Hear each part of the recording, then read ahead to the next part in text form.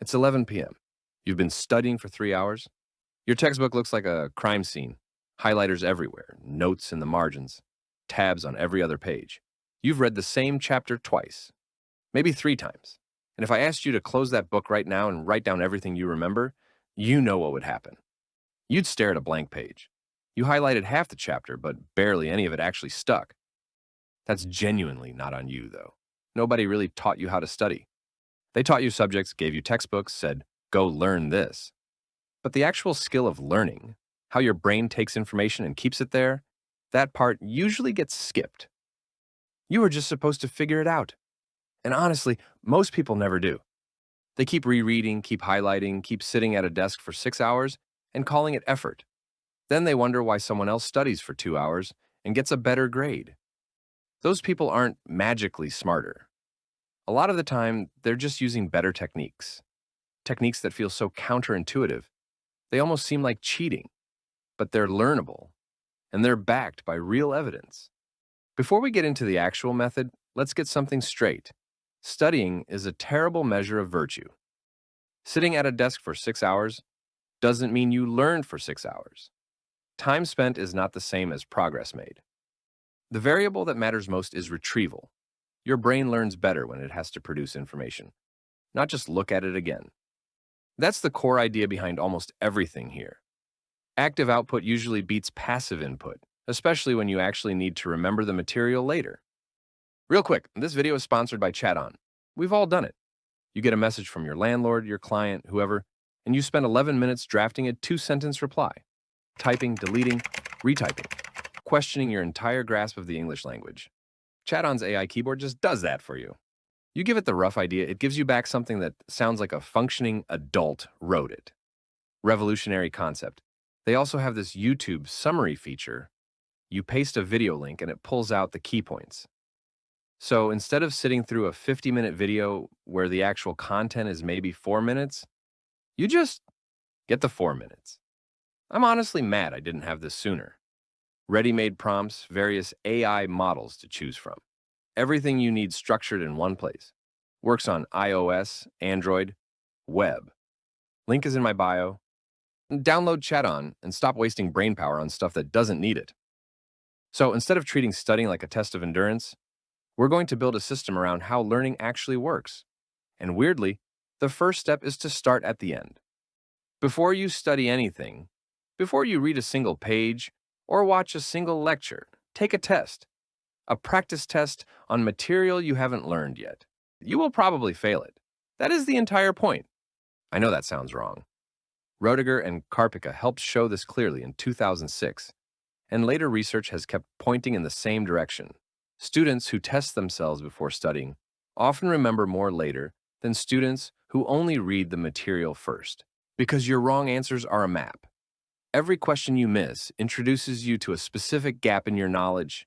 You're surveying the terrain before you walk into it. Your brain notices those gaps, and when you encounter the correct information later, it has somewhere to go. This flips the entire study process. Instead of starting at page 1 and treating everything like it matters equally, you start with the questions. Open the end of chapter problems, look at past exams, check the syllabus keywords, write them down. If your teacher has ever said this will definitely be on the test, that's gold. Build what's called an exam skeleton map, a 1-page blueprint of what is most likely to show up. Past papers, teacher emphasis, syllabus structure. You're not guessing anymore. You're reverse engineering the exam before you study for it. Email the teacher if that's appropriate. Ask what topics carry the most weight. Pay attention to repeated hints. Then prioritize ruthlessly. When you know what the test is likely to care about before you study, the whole process starts to feel a little unfair. But knowing what to study is only half the problem. The other half is actually sitting down to do it. The resistance you feel when you think about studying, that's a pattern, not a personality flaw. Your brain has connected the word studying with discomfort. Patterns, though, can be interrupted. First tool is the 10-minute promise. You tell yourself you'll study for only 10 minutes, and you genuinely mean it. If 10 minutes is all you do, fine, that counted. But often, you sit down, do a quick review, test yourself on one small thing, and suddenly, 10 minutes becomes 25, then 45. Starting was the hard part. Once you're moving, the work carries you a little. Second tool is even simpler. Tell yourself, I'll just read one page. One page becomes two, and two becomes a section. Your brain can keep going once the wheels are turning. And this gets even easier when you set up environmental triggers. A specific chair, a specific lamp, a specific playlist if that's your thing.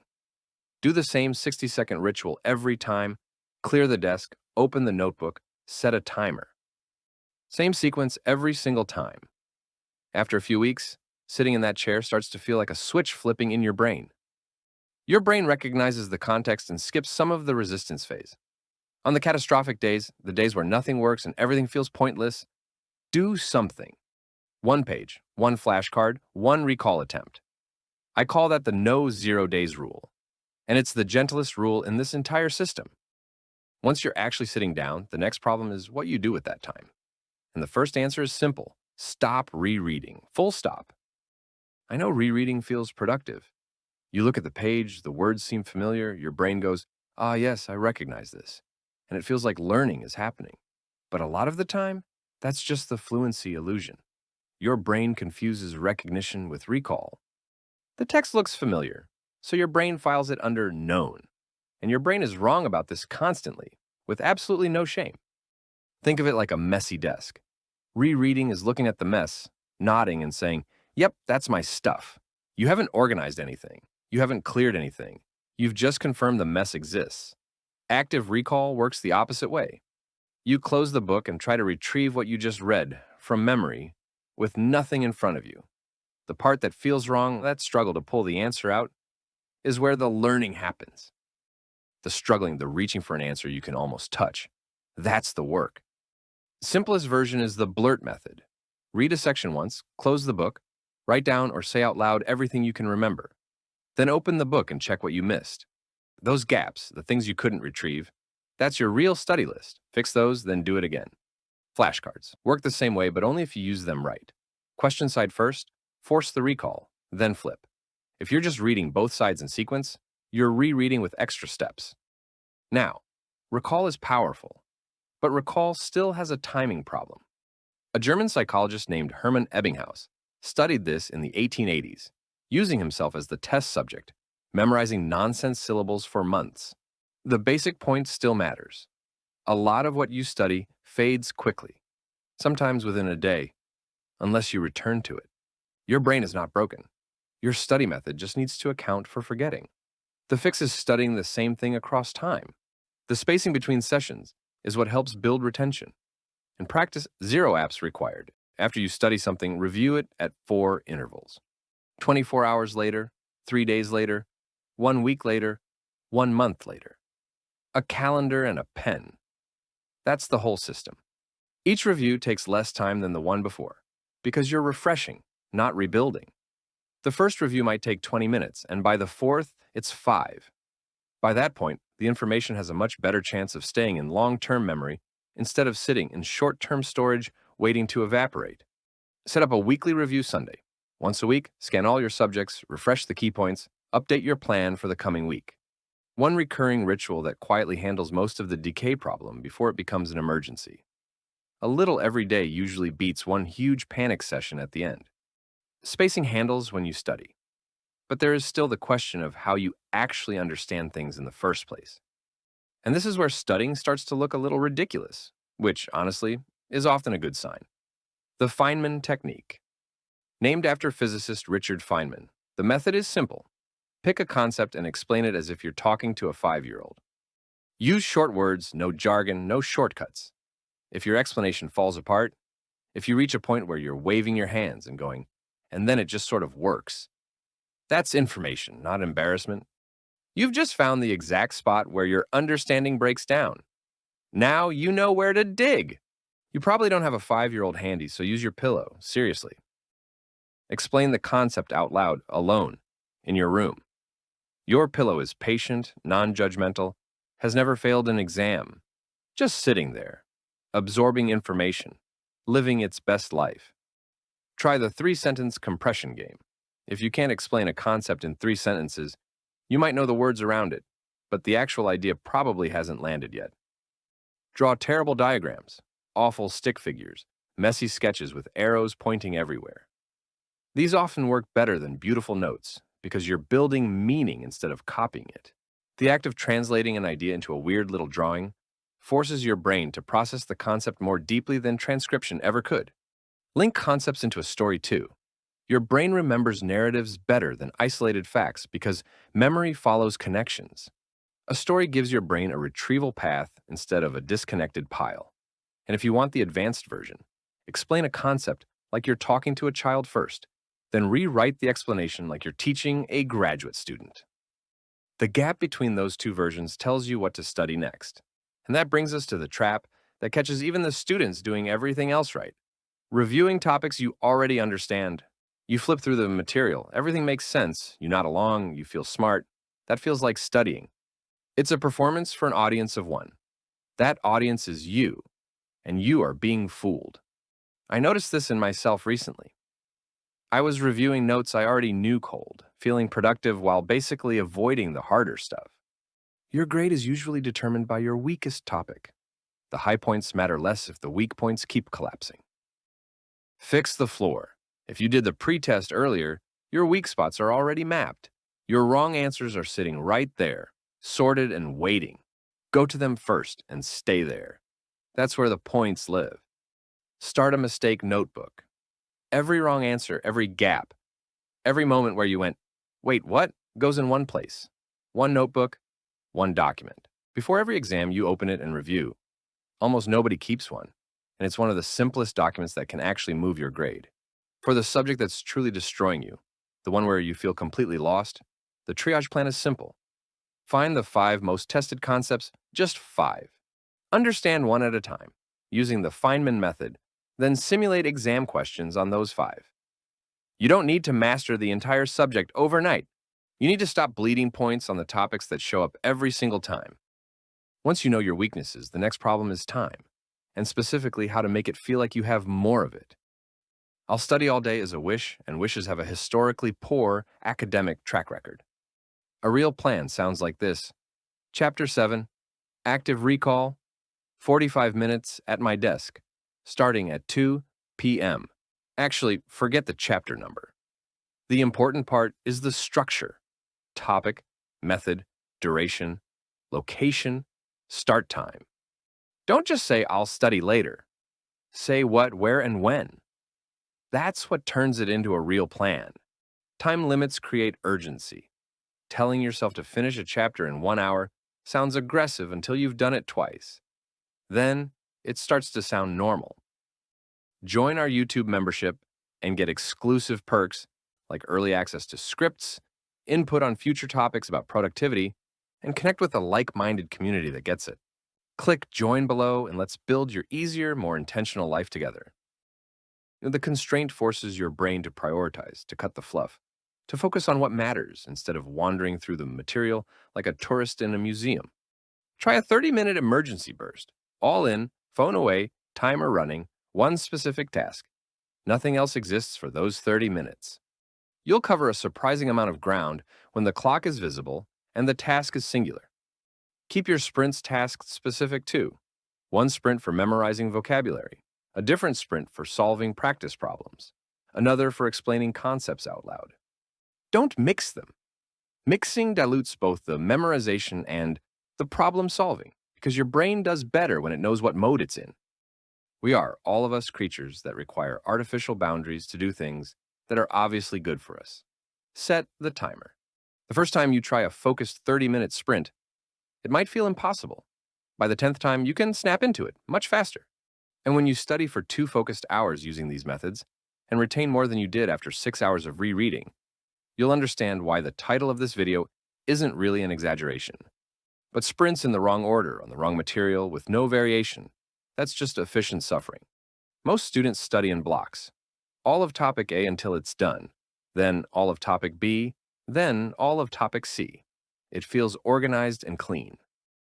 The problem is, clean doesn't always mean effective. The alternative is called interleaving. Instead of finishing all of one topic before moving to the next, You rotate between topics within a single study session. This feels messy and it feels harder. Because it is harder, and that extra difficulty is part of why it works. When you switch between topics, your brain has to distinguish between them. It has to ask, which concept applies here? Which formula fits this problem? What kind of question is this actually asking? That is exactly what the exam tests. The exam doesn't label every question for you. It mixes things together and asks you to sort them out. For practical scheduling, use a sandwich structure. Hard topic between two easier ones. This prevents the burnout that comes from stacking 3 difficult subjects in a row. Adapt your technique to the subject. Math needs worked examples and problem sets. You learn math by doing, full stop. History needs narrative structure and timelines, where you learn by connecting events into stories. Biology needs diagrams and cross-topic connections. Immune system links to inflammation links to vaccines. Those horizontal connections work as free recall anchors. Use them. Now, all of this still depends on the machine doing the work. You can have the best study plan in the world, but if you're running on 4 hours of sleep and snacks, your brain is going to fight you. The system runs on a brain, and biology has requirements. Sleep is when your brain consolidates what you studied during the day, strengthening the pathways you used and cleaning up the noise. 7 to 8 hours after an intense study session is basically a free upgrade happening while you're unconscious. All you have to do is let it happen. The all-nighter does the opposite. You're studying into a bucket with a hole in it. Information goes in, consolidation barely gets a chance, and by exam time, you're running on fumes. If you're forced into one, damage control means focusing only on the highest yield material and accepting the loss everywhere else. Exercise helps too. Even a 10-minute walk between study sessions can improve focus and make the next session feel less miserable. You can move a little during the day, or you can sit still for 3 hours and wonder why your concentration disappeared. The 5-minute reset between sessions matters more than you think. Stand up, stretch, drink some water, walk to the kitchen and back. Those are part of the study system, not breaks from it. Watch your fuel too. The mid-session energy crash is real and avoidable. Don't study on empty. Don't study on a sugar spike that's about to become a sugar crater. Steady energy, steady focus. Simple and almost universally ignored. And since your brain is always responding to its surroundings, you also need to look at where you're studying. Your environment is already making decisions for you. The room you're in, the objects around you, the sounds, the habits your brain has attached to that space. All of it is either helping you focus or pulling you away from it right now. The question is whether you designed that influence or just inherited it. Take your bed, for example. Your brain has spent years associating your bed with sleep, relaxation, videos, scrolling. When you try to study there, you're fighting your own brain's filing system. You will lose that fight more often than you win it. The fix is a dedicated study space. One specific spot that your brain learns to associate with focused work. Doesn't have to be fancy, a corner of a table, a chair by a window, a library desk. What matters is consistency. Over time, sitting down in that spot makes it easier to start because the environment is doing some of the work motivation was supposed to do. Build a 60-second pre-study ritual around it. Same sequence every time. Clear the surface, open the notebook, set the timer, put the phone face down or in another room. Your brain skips some of the resistance phase when it recognizes the context. Habit stacking amplifies this. Attach a small study action to something you already do every day. After breakfast, review 5 flashcards. After brushing your teeth at night, read your mistake notebook for 2 minutes. The habit already exists. You're just adding a small rider to it. And yes, some people study perfectly well in bed, surrounded by notifications, TV on in the background. Those people exist. I just refuse to build the system around them. Now, everything so far is great for a normal study week. But let's address the other situation. The one where it's 9 p.m. the night before the exam, and you have not, in any meaningful sense, studied. The night before crisis is a logistics problem. Treat it like one. Your 2-hour rescue plan starts with 20 minutes building the exam skeleton map. Pull up past papers, check the syllabus, identify the 5 to 7 topics most likely to appear. This is triage. You are accepting you can't learn everything and focusing on where the points probably are.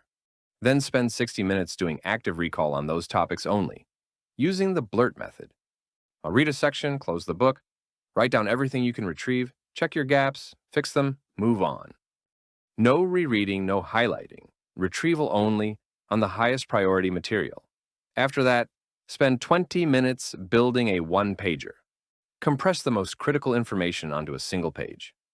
Formulas, key terms, core arguments, essential dates. The act of compressing forces your brain to prioritize and process. The one-pager is both a study tool and a study method, happening at the same time. Then, for the last 10 minutes, stop. Get ready for bed and sleep.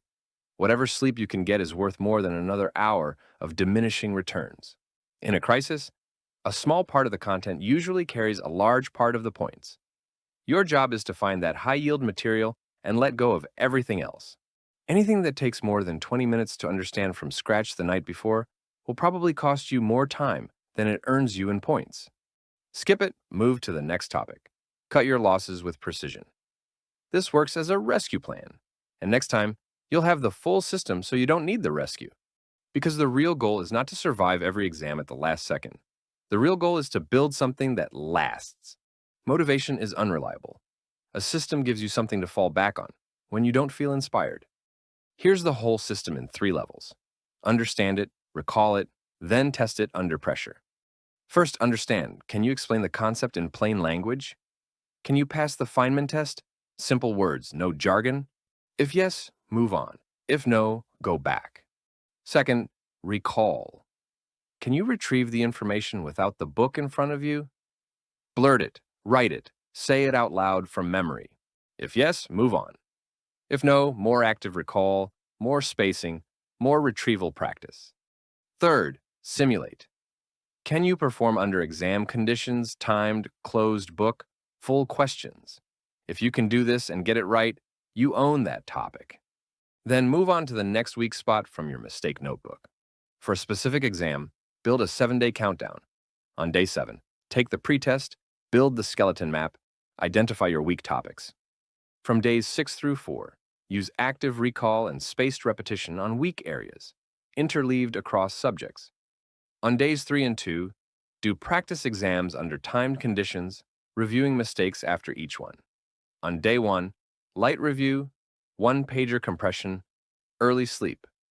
And write all of this down in your own study playbook, your rules, your favorite techniques, your timing preferences. Next time an exam approaches, you don't start from zero. You open the playbook and run the system. And there is one last thing that makes this start to feel like cheating. It's a loop. Better technique leads to faster learning, and faster learning makes the subject feel less hostile. When the subject feels less hostile, you study more willingly. When you study more willingly, you learn even faster. And around it goes. The first cycle is the hardest.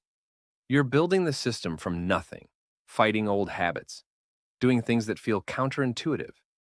But once you see active recall work, once spacing starts saving you, once your weak spots stop being mysterious, the system starts to carry its own weight. It took me about 3 weeks to feel that shift. I'm bad at studying is often just a description of an old method. Change the method and the description can change with it. So, 1 pass, the full system. Pretest before you study. Active recall over rereading. Spaced repetition across time. Feynman technique for understanding. Interleave your subjects. Protect your sleep. Design your environment. Compress into one-pagers. Simulate the exam. 9 tools, 1 system. Most students are still using passive, random, hopeful studying. This is active, structured, and deliberate. That gap is what makes it feel like cheating. You're just using the right tools. Good luck. And honestly, with the right system, you'll need a lot less of it. And hey, if you like this video, don't forget to subscribe and hit that like button. Also, let me know your thoughts on what I just shared. Oh, and there's more. I've just started a Patreon to help support these videos and connect with you more directly. Check out the link in the description if you'd like to join.